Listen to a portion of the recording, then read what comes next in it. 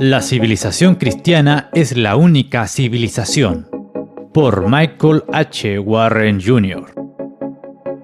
Traducido al español por Luis Felipe Reyes de los Reyes. Relatado por Nicolás Camilo Cruz Avendaño. La civilización cristiana es la única civilización. Parte 1. Introducción. A lo largo de la historia, los intelectuales han dado su opinión sobre el origen, la meta y la naturaleza de la civilización. El antiguo filósofo Platón describió una civilización bien ordenada como una jerarquía de 3 niveles de reyes, filósofos, la clase soldado y la clase mercantil. Los filósofos son los reyes porque supuestamente son los más conocedores de las ideas de la justicia y el bien. Hegel ofreció una filosofía comprensiva de la vida en la cual él dijo que el Estado es Dios, y el ideal de la civilización es que toda la gente se unifique bajo el Estado. Freud expresó la visión predominante de los intelectuales del siglo XX cuando dijo que la civilización se define por el grado en que una cultura rechaza la proyección psicológica de un padre amoroso y divino como explicación de los misterios del mundo y abraza explicaciones racionales, científicas y materialistas del mundo. En este ensayo no examino en detalle todas las explicaciones que compiten por la civilización. Sin embargo, a pesar de todas sus diferencias, todas las visiones no cristianas de la civilización tienen un punto de vista común que permite una única refutación que se aplica a todos ellos y permite una única prueba. Véase la cita introductoria de Van Til más arriba, de que la civilización cristiana es la única civilización racionalmente posible. Me vienen a la mente algunas respuestas inmediatas a tal tesis. ¿Civilización cristiana? ¿La única civilización? Seguramente debes estar bromeando.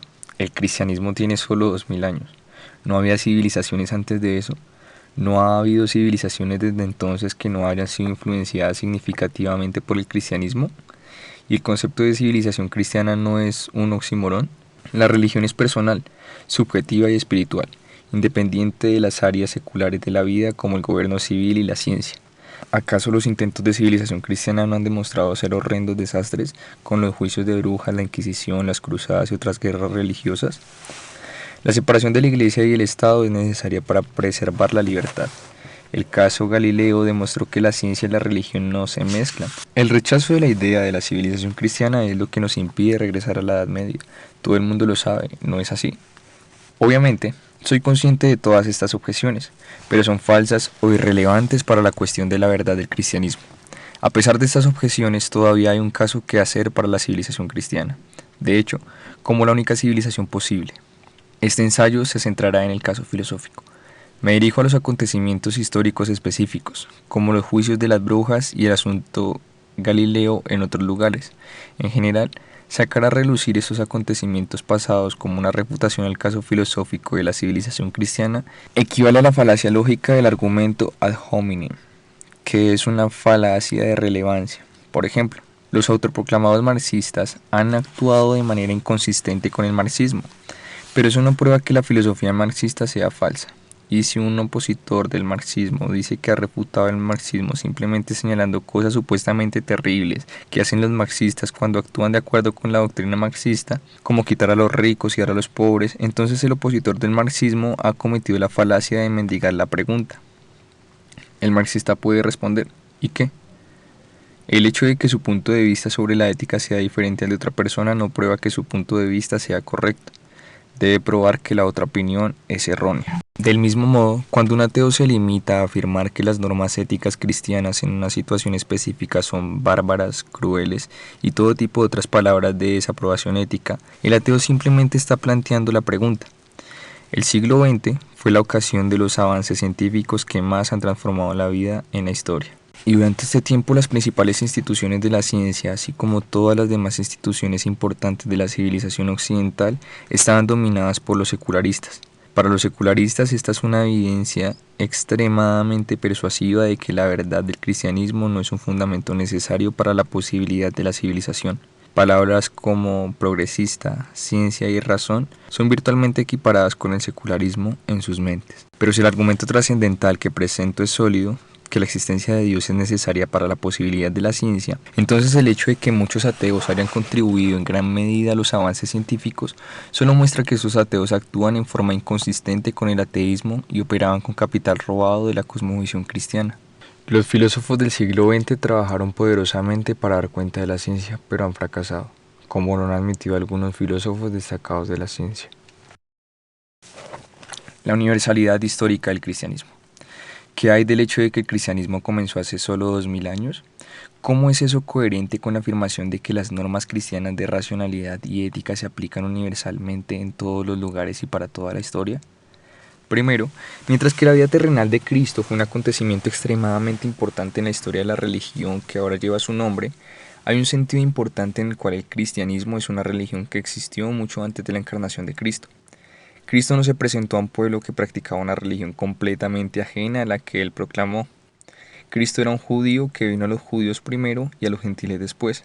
Mateo 23:37, Juan 1:11, Romanos 1:16. Se le apareció a un pueblo que había sido separado de las otras naciones como una nación de la propia posesión de Dios desde el tiempo de Abraham. El Dios de los hebreos era el mismo Dios que Jesús proclamó. Él de hecho afirmó ser ese Dios. Juan 8:56-59. Cristo vino en cumplimiento de profecías que se remontaban al principio de los tiempos, Génesis 3:15, y se hicieron más específicas a medida que se acercaba a su tiempo señalado, Isaías 9:27. Además, según la cronología bíblica, no ha habido ningún momento en la historia en el que no haya habido algunas personas que adoraran al Dios proclamado por Jesús.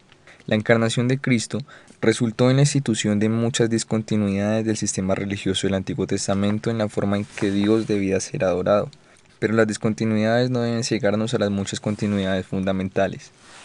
Como un no cristiano, no crees todo lo que la Biblia enseña sobre la historia antigua, pero al menos necesitas confrontar al cristianismo por sus propios méritos, en lugar de asumir el punto de vista no bíblico de que el cristianismo llegó a la historia completamente no hace 2000 años. Sin embargo, hay un reclamo más importante de la universalidad que el cristianismo hace que tener adherentes a través de la historia. El cristianismo ha existido eternamente y es universal en el sentido de que el Dios del cristianismo siempre ha existido. Ha creado todo lo que existe y dirige todo el curso de la historia.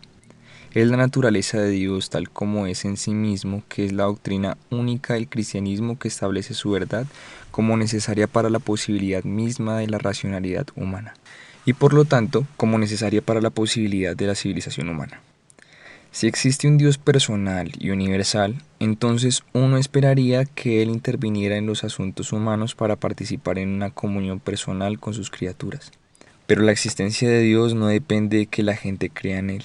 El Dios defendido en este ensayo es autoexistente. Él tiene vida en sí mismo. Aunque nadie en el mundo reconociera la existencia de Dios, Dios seguiría existiendo, y su firma en cada hecho del mundo sería evidente para cualquiera que quisiera verlo. Definición de las posiciones: la fe, la razón y la fe racional. Otro malentendido popular sobre el cristianismo que debe ser corregido para que mi argumento sea entendido es cómo se definen la fe y la razón. La distinción entre fe y razón, tal como se entienden popularmente, como la entienden los ateos e incluso como la entienden muchos teólogos cristianos a lo largo de la historia, es incompatible con la naturaleza de Dios que defiendo aquí. Para el ateo incluso hacer la distinción entre fe y razón es hacer el caso para el ateísmo, o por lo menos el caso para la religión que no es completamente distintas unas de otras. La fe es un salto más allá de la razón, así que la fe debe ser irracional, ¿no? Mark Twain dijo que la fe es creer en lo que uno sabe que no es así. Friedrich Nietzsche se burló del cristianismo diciendo que la fe significa no querer saber lo que es verdad. El juez del Tribunal Supremo de Estados Unidos, John Paul Stevens, definió la religión bajo la Constitución de Estados Unidos citando a Clarence Darrow. El reino de la religión es donde termina el conocimiento y donde comienza la fe. Más recientemente, Richard Dawkins y Sam Harris han escrito libros populares anticristianos en los que se oponen la razón y la fe. Pero, ¿de dónde viene esta manera de definir la fe y la razón? ¿Reflejan estas definiciones favorecidas por los opositores del cristianismo tradicional un examen del cristianismo por sus propios méritos? ¿Representa con exactitud la visión cristiana de la fe? Puedes encontrar cristianos profesos que están de acuerdo con estas definiciones, pero están en oposición a la visión del cristianismo que estoy defendiendo aquí. Atacar al cristianismo, atacando la fe como un salto más allá de la razón, es atacar a un hombre de paja. Cuando un cristiano apela a la fe, no está apelando a lo no racional o irracional, sino a un Dios absolutamente racional. La fe cristiana no es un salto más allá de la razón, sino un salto hacia una confianza en la racionalidad absoluta de Dios, en vez de una confianza en el frágil, finito y a menudo pecaminoso racionamiento de la mente humana. Si la visión de la fe como un salto más allá de la razón no viene del cristianismo, ¿de dónde viene? Freud describió el origen de la religión como un producto del pasado evolutivo de la humanidad en la horda primaria. Estos recuerdos de la infancia de la humanidad han sido heredados por generaciones posteriores como lo ha sido el instinto en otras especies. Freud afirma que un padre primitivo y violento echó a los hijos del clan para reclamar la posesión exclusiva de las mujeres. Luego los hijos mataron al padre, se lo comieron y tomaron posesión de las mujeres. Una vez que el padre se fue, los hijos comenzaron a sentirse culpables por sus acciones. Desde la tumba, el padre se convirtió en una figura de miedo y honor. Este honor del padre invisible se desarrolló entonces en la proyección de un deseo de los humanos primitivos, frente a un mundo impersonal, misterioso y aterrador, de que un padre amoroso estuviera en control de la naturaleza. Pero a medida que los humanos han investigado su mundo y han ganado una mayor comprensión de él, la necesidad de un padre divino se ha reducido proporcionalmente.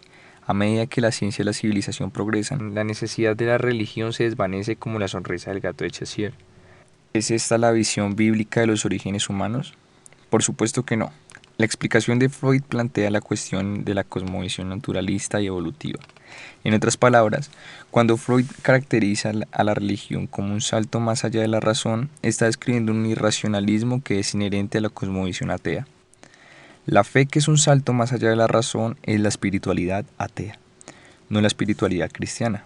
Es el ateo quien cree que el universo es en última instancia no racional, que las mentes finitas son las mentes más avanzadas del universo.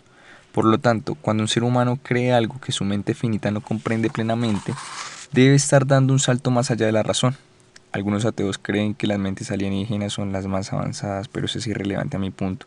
La mente más avanzada es todavía finita, dejando el universo finalmente determinado por fuerzas no racionales. Esto es lo opuesto al punto de vista cristiano, en el cual una mente absolutamente racional finalmente controla el universo. Y por lo tanto, las apelaciones a la fe son apelaciones a la racionalidad absoluta.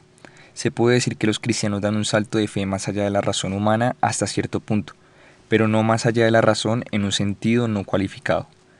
Hay similitudes formales entre el cristianismo y el ateísmo. Ambos apelan al misterio de la fe cuando algo no es completamente comprendido por los humanos. Ambos pueden decir que creen en un aspecto espiritual de la vida, pero el contenido de estos términos es completamente diferente para las dos visiones del mundo. Para el ateo, la fe está en la fe, un más allá incognoscible. Para el cristiano, la fe es la fe en una persona objetiva, absolutamente racional, que se da a conocer al hombre a través de un lenguaje propositivo. Desafortunadamente, muchos teólogos modernos han sido confundidos por la similitud formal y han caracterizado el cristianismo de una manera que acepta el contenido ateo de estos términos. El cristianismo se convierte entonces en ateísmo vestido con la terminología cristiana de fe y espiritualidad. La verdad es que la diferencia de contenido entre el cristianismo y el ateísmo no podría ser más sorprendente. El cristianismo cree en la ultimidad de lo racional y el ateísmo cree en la ultimidad de lo irracional. El cristianismo representa el dominio del logos, Juan 1:1, Juan 1:14. La palabra, la razón. El logos es el objeto del culto cristiano y de la devoción completa. La adoración de cualquier racionalidad menor es condenada como idolatría ignorante. Romanos 1:22 al 23, Apocalipsis 19:10. El ateísmo cree que la historia se mueve de mitos, religión, lo irracional, a logos, razón, haciendo de lo irracional la fuente última de todo lo que existe. El cristianismo cree que el logos, una mente absolutamente racional, está detrás de todo el curso de la historia, de principio a fin.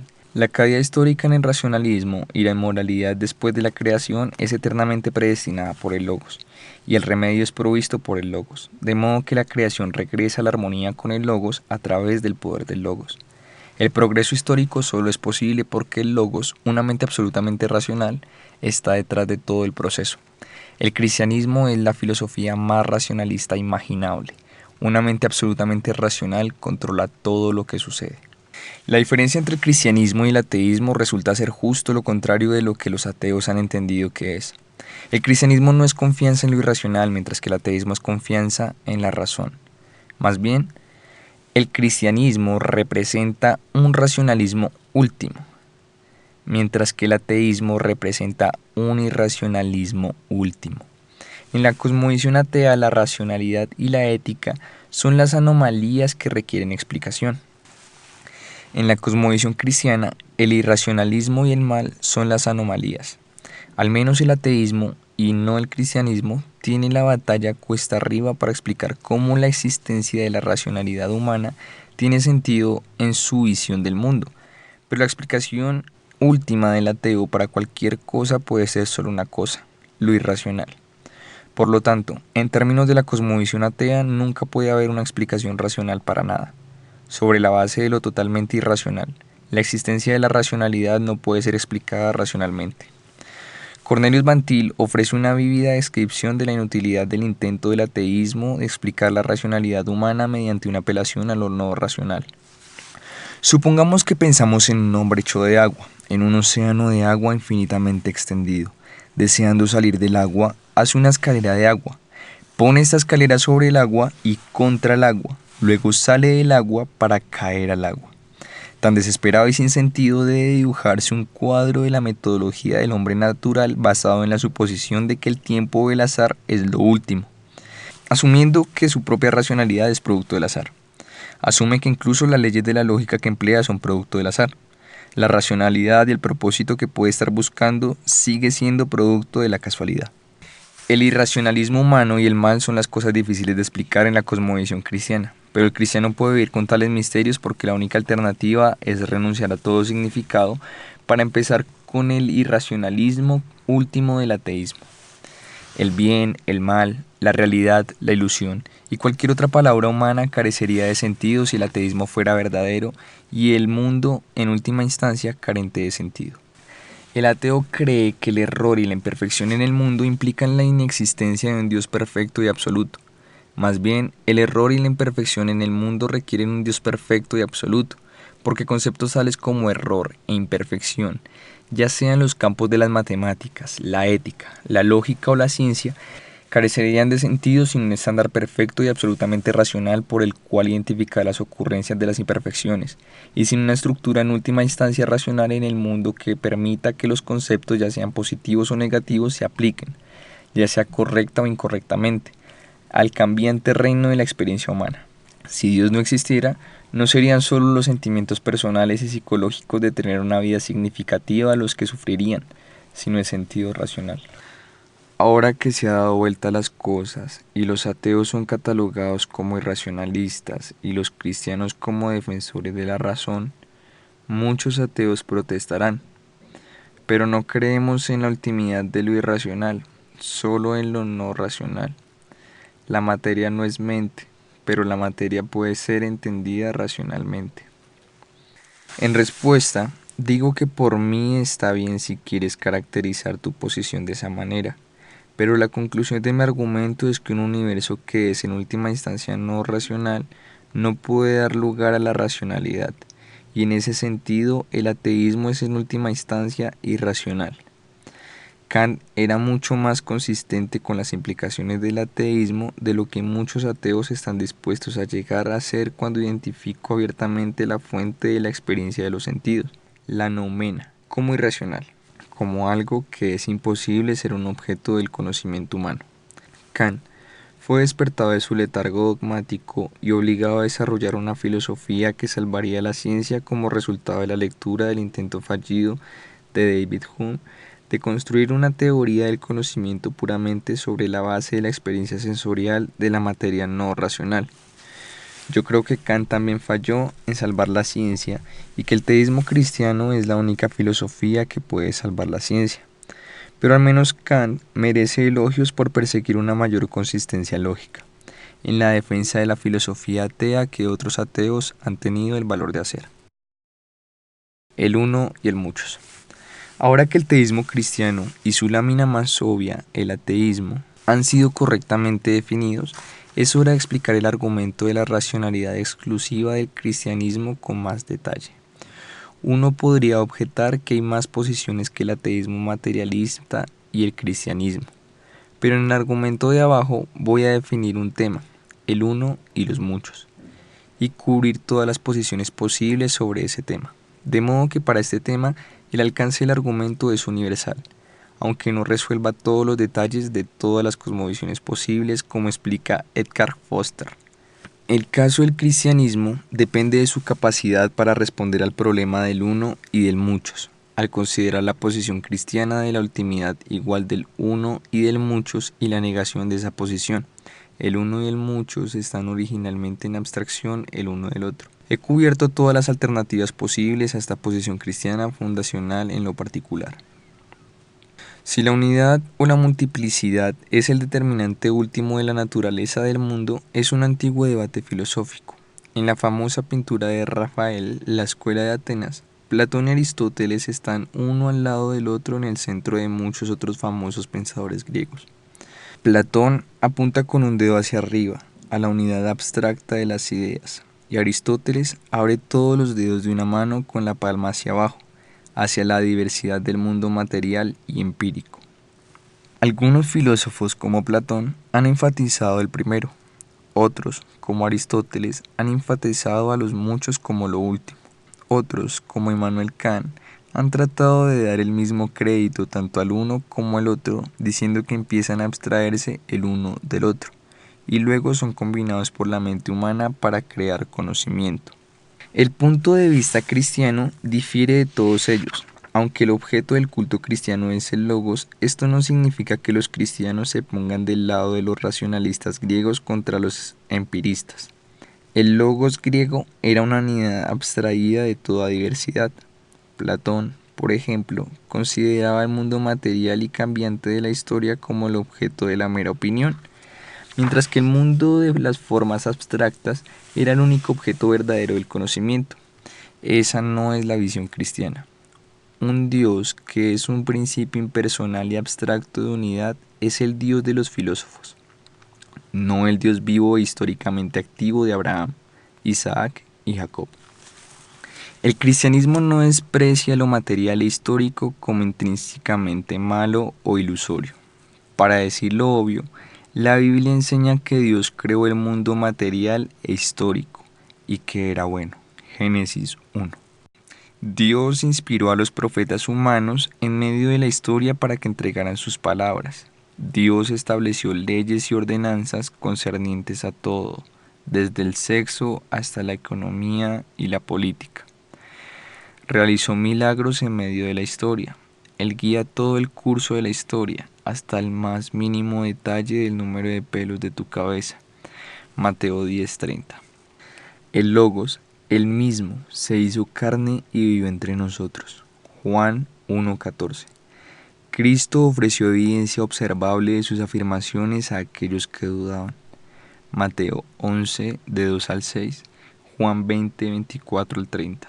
Pedro y Pablo apelaron al testimonio de testigos presenciales para apoyar el hecho de que la resurrección fue un evento histórico en lugar de un mito ingeniosamente ideado. Segunda de Pedro 1:16, Primera de Corintios 15, 3 al 11. Y Pablo argumentó que si Cristo no resucitó físicamente entre los muertos, entonces la fe cristiana es inútil y los creyentes deben ser compadecidos por encima de todos los hombres. Primera de Corintios 15, 12 al 19.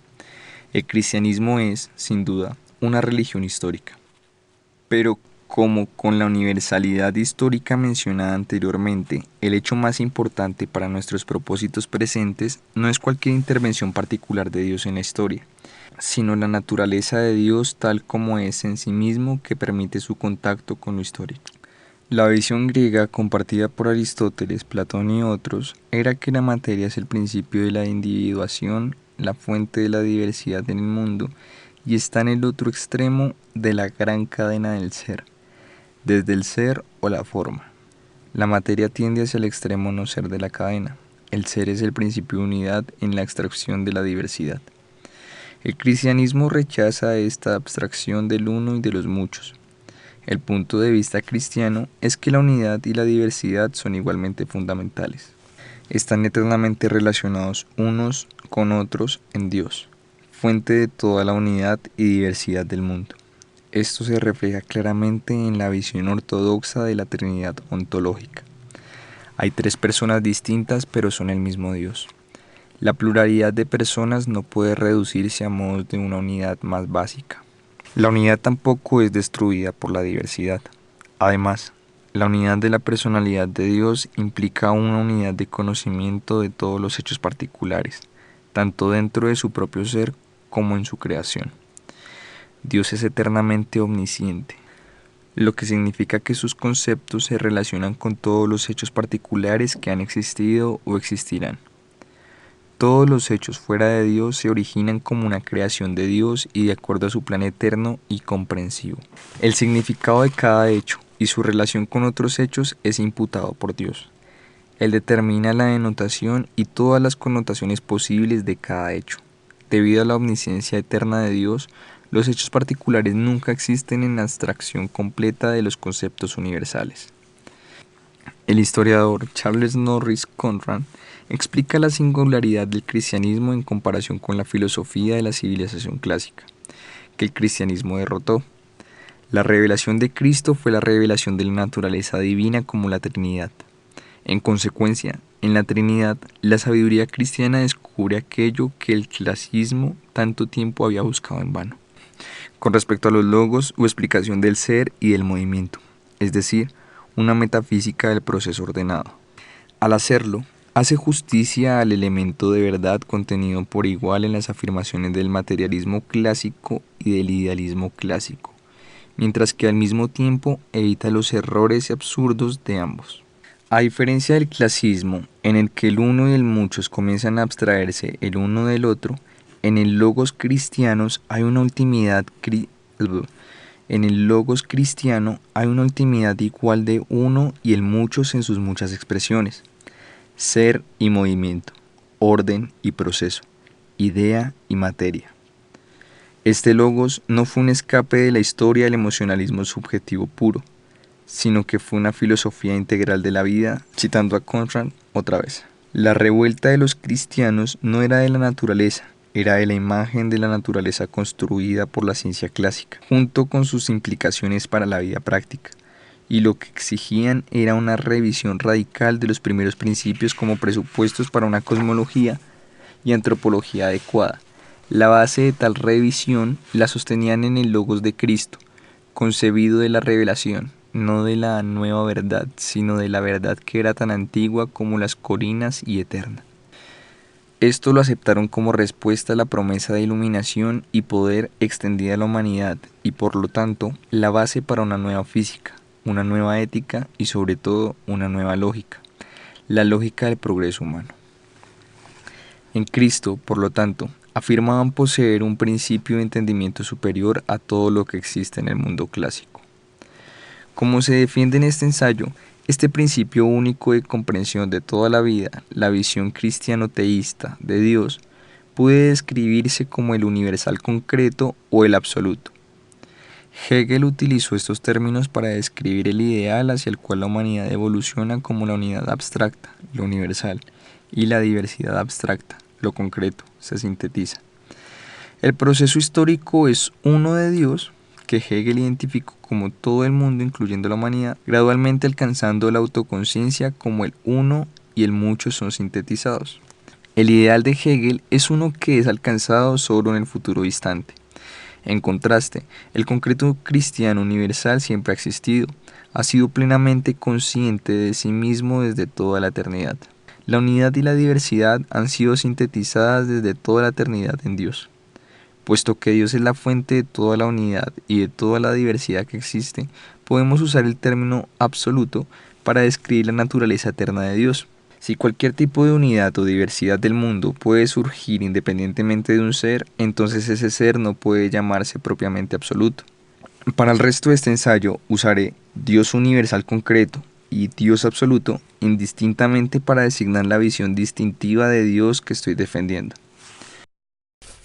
En resumen, el argumento trascendental por la existencia de Dios es el siguiente. A1. O la unidad y la diversidad están relacionadas desde toda la eternidad o no están relacionadas originalmente. A2. Sino, ya sea primero, la unidad abstracta es lo último, 2, la diversidad abstracta es lo último, o 3, ambos son lo último en abstracción original, el uno del otro. B. La predicación es la aplicación de atributos a objetos. C1. La predicación es lógicamente consistente con que la unidad y la diversidad están eternamente relacionadas, es decir, toda predicación está eternamente determinada. C2.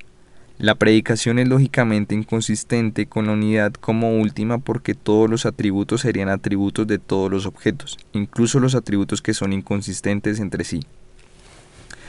C3. La predicación es lógicamente inconsistente con la diversidad como última porque sin unidad ningún atributo podría aplicarse a ningún objeto. C4. La predicación es lógicamente inconsistente con la unidad y diversidad en la abstracción original porque la unidad abstracta excluye toda diversidad y la diversidad abstracta excluye toda unidad, y cada una de ellas es lógicamente inconsistente con la predicación de los C2 y C3. D. La unidad y la diversidad que se relacionan desde toda la eternidad describen al Dios de la Biblia, por la interpretación calvinista, que han determinado la relación de todos los objetos con todos los atributos desde toda la eternidad. E. De C y D, la existencia del Dios de la Biblia es necesaria para la posibilidad de la predicación.